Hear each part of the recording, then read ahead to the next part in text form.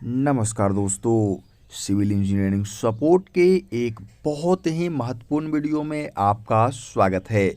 मैं हूं आपका दोस्त इंजीनियर अभिषेक सिंह। दोस्तों, आपने भी अपने आसपास या फिर खुद के साइट पे देखा होगा कि बीम्स वगैरह में क्रैक्स आना बहुत ही कॉमन बात हो गई है दोस्तों। लेकिन चूंकि जानकारी के लिए बता दूं कि बीम और कॉलम में क्रैक्स आने को बिल्कुल भी हल्के में नहीं लेना चाहिए दोस्तों। ये सीधे सीधे आपके घर के मजबूती को चैलेंज करता है। तो दोस्तों, बात कर लेते हैं कि आखिरकार बीम आप देख सकते हैं, बस बीम ढाल के छोड़ा हुआ है, क्रैक्स जगह जगह पे आ गए हैं, कॉलम के नज़दीक भी इतने सारे क्रैक्स आ गए हैं। तो दोस्तों, इसके ऊपर अभी तक ब्रिकवर्क यानी कि ईंट की जुड़ाई भी नहीं हुई है, कोई इसके ऊपर लोड नहीं दिया गया दोस्तों। ये बीम जो है वो अपने आप फटना स्टार्ट हो गया है। तो ये बहुत ही सीरियस इशू है दोस्तों, चूँकि आपके घर का जो मजबूती है वो कॉलम और बीम पे ही टिका हुआ रहता है। ब्रिकवर्क तो मात्र आजकल दोस्तों पर्दे के लिए दिए जा रहे हैं।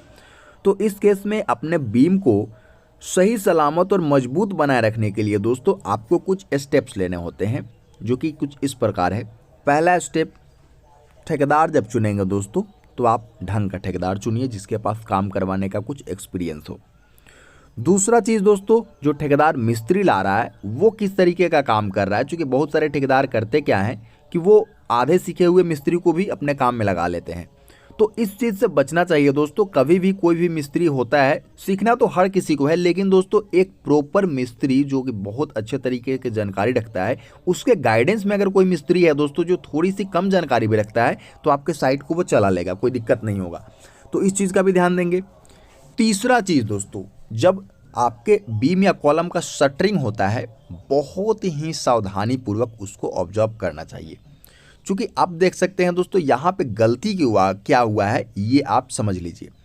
आप देख सकते हैं जो बीम का ढलाई हुआ है, तो बीम के नीचे देखेंगे कुछ ईंट आपको नज़र आ रहे होंगे दोस्तों, वो जुराई के लिए नहीं रखे गए हैं, बल्कि इस बीम के शटरिंग को सपोर्ट करने के लिए नीचे से दोस्तों ईंट लगाए गए थे।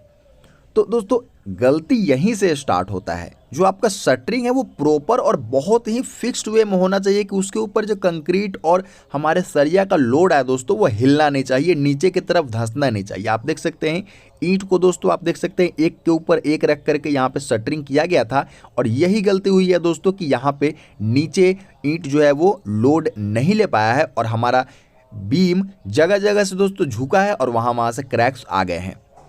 दोस्तों एक गलती और होता है, श्रिंकेज क्रैक्स कब आते हैं दोस्तों? बीम में हमारे श्रिंकेज क्रैक्स आने के चांसेस, अगर आप क्यूरिंग सही तरीके से नहीं करते हैं, मतलब कि आपने बीम ढलवा लिया है और उस पर पानी वगैरह नहीं दिया जा रहा है दोस्तों, तो मैं बता दूं दोस्तों, स्ट्रक्चर के लिए कम से कम 7 से लेकर के 10 दिन, मैक्सिमम 14 दिन तक दोस्तों आपको क्यूरिंग करनी ही होती है। किसी भी तरीके से क्यूरिंग आपको करनी ही करनी है। दोस्तों एक चीज़ का और आप ध्यान देंगे कि अगर आपने ओपीसी सीमेंट से जो है वो कंक्रीटिंग करवाई है तो आपको कम से कम 10 दिन, और नहीं तो दोस्तों अगर आपने ब्लेंडेड सीमेंट से करवाई है तो आपको कम से कम 14 दिन तक क्यूरिंग करवानी है। अब दोस्तों क्यूरिंग यानी कि पानी देने में एक प्रॉब्लम आता है बीम में कि यहाँ पे पानी ठहरता नहीं है। तो इसके लिए आप बीम में पहले जूट के बैग लपेट देंगे और उसके बाद क्यूरिंग स्टार्ट करना है आपको। इससे आपके श्रिंकेज क्रैक्स और क्रैक्स बहुत ही ना के बराबर आएंगे, और उसे रोकने के लिए ही किया जाता है दोस्तों, तो नहीं ही आएंगे, बहुत चांसेस है कि नहीं आएंगे। एक चीज़ और ध्यान रखिएगा दोस्तों कि जब भी क्यूरिंग किया जाता है तो लोगों के मन में होता है कि आखिर दिन में क्यूरिंग कितने बार करनी चाहिए। तो दोस्तों क्यूरिंग करने का कोई भी समय निर्धारित नहीं है, चूँकि आपके यहाँ आप जहाँ पे कंस्ट्रक्शन करवा रहे हैं वहाँ का टेम्परेचर क्या है, ह्यूमिडिटी क्या है, मैं यहाँ बैठे बैठे नहीं बता सकता हूँ दोस्तों। तो आपको एक चीज़ बस ध्यान रखना होगा कि आपको इस तरीके से क्यूरिंग करनी है, पानी देना है, ताकि आपका जो बीम है, आपका जो कॉलम है वो हमेशा भींगा हुआ रहे, लगातार भींगा हुआ रहे। एक बार वो सूख जाता है और उसके बाद दोबारा आप पानी देते हैं तो उसका कोई मतलब नहीं रह जाता है दोस्तों। साथ ही साथ दोस्तों एक चीज़ का आपको और ख्याल रखना है कि जब भी आप दोस्तों कंक्रीट तैयार करवाएं तो बीम के लिए, कॉलम के लिए M20 ग्रेड का ही कंक्रीट इस्तेमाल करना चाहिए, जिसमें एक बोरी मान लीजिए कि आपका सीमेंट है तो उसमें 1.5 बोरी आपका बालू होना चाहिए और 3 बोरी आपका गिट्टी यानी कि कर्स एग्रीगेट होने चाहिए।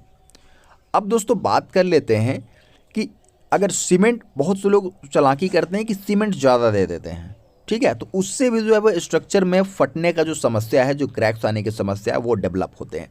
तो इन सब चीज़ों से अगर बचेंगे दोस्तों, तो निश्चित तौर पे आप बहुत ही सॉलिड और शानदार कंस्ट्रक्शन करवा पाएंगे।